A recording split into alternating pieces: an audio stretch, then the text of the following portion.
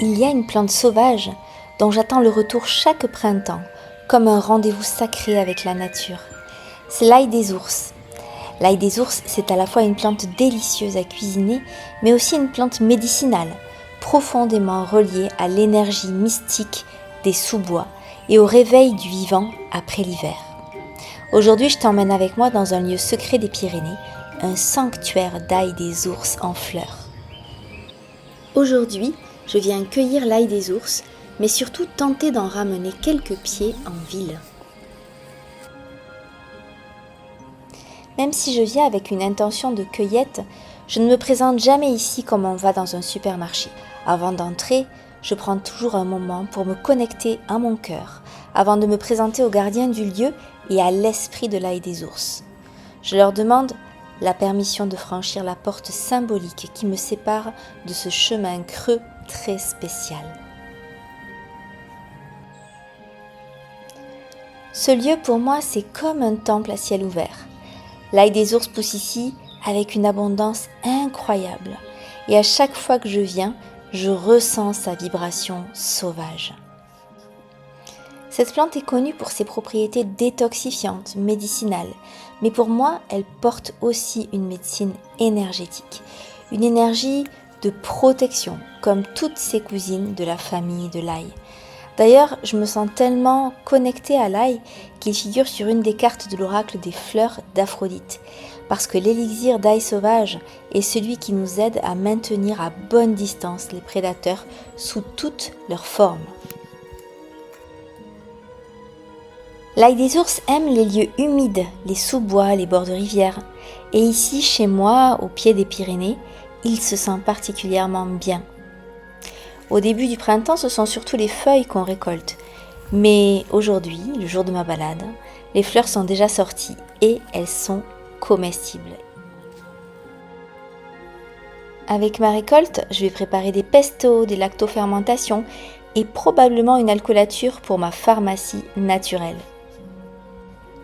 D'ailleurs, si tu veux savoir tout ce qu'on peut faire avec l'ail des ours, je t'ai préparé une infographie qui récapitule ses principaux usages culinaires et médicinaux. Tu peux la télécharger en cliquant sur le lien qui est dans la description. Attention quand même dans vos cueillettes parce que l'ail des ours peut être confondu avec des plantes toxiques comme le muguet ou la colchique. Si je vais juste à côté, tu vois cette plante, cette feuille-là. C'est pas de l'ail des ours. Et tu vois, elle est entremêlée. Mais c'est autre chose. Donc c'est pas ça qu'il faut cueillir. Tu vois, entre ça et ça, c'est pas la même ambiance. Le mieux, c'est de sniffer. Il faut vraiment que toutes les feuilles soient pareilles. Que tu sentes qu'elles sont sœurs. Évidemment, elles sont toutes différentes. Mais qu'elles aient la même structure. Donc ça demande d'observer.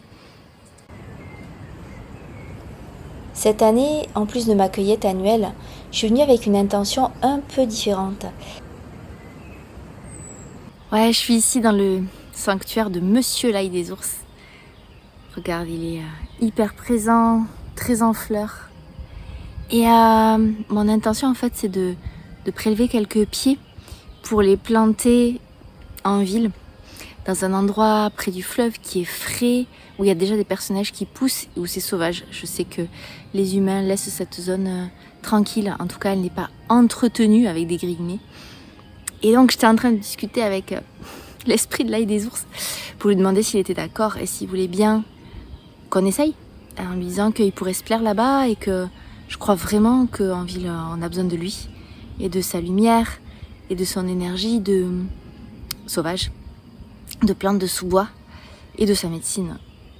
Voilà, donc on en est là des discussions. Je t'avoue que c'est pas facile parce que la terre est hyper caillouteuse, donc c'est assez difficile d'arracher un plant.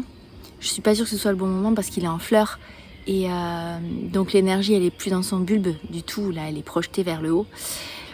Peut-être que je reviendrai aussi à l'automne, mais en tout cas j'avais envie d'essayer maintenant qu'il est bien visible et voilà, j'ai l'élan. Donc j'ai envie d'essayer maintenant, je fais un premier essai puis on verra bien ce qui se passe.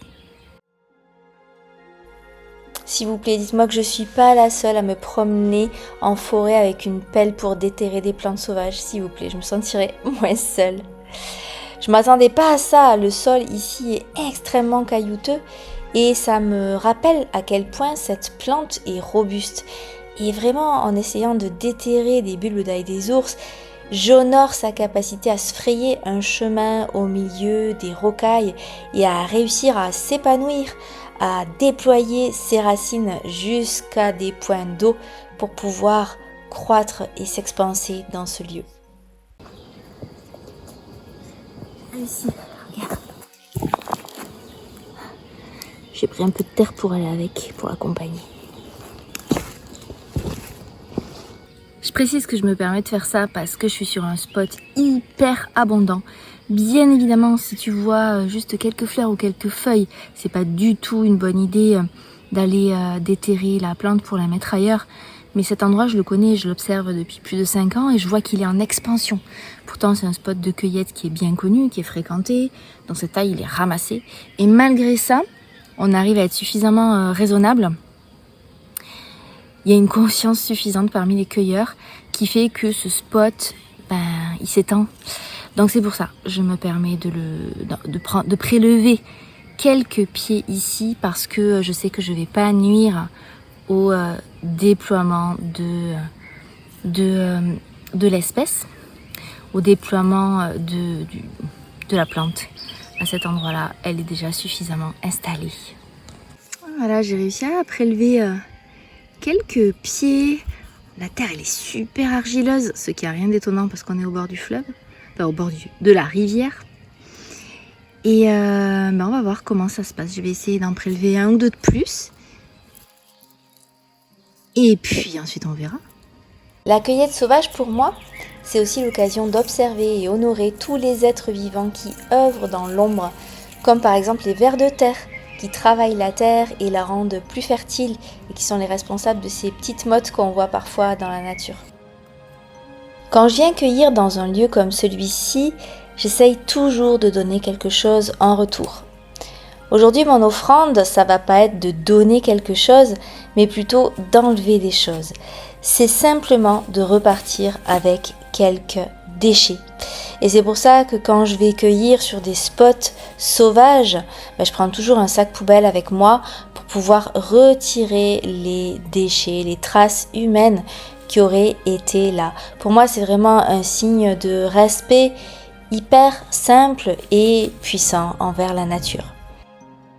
Et si toi aussi tu as envie de découvrir l'ail des ours, ses propriétés médicinales, les risques de confusion, comment le cuisiner et comment le cueillir de façon respectueuse et consciente, je t'ai préparé une infographie gratuite à télécharger sous cette vidéo. J'ai regroupé tout ce que j'aurais aimé savoir quand j'ai commencé mes cueillettes sauvages en conscience.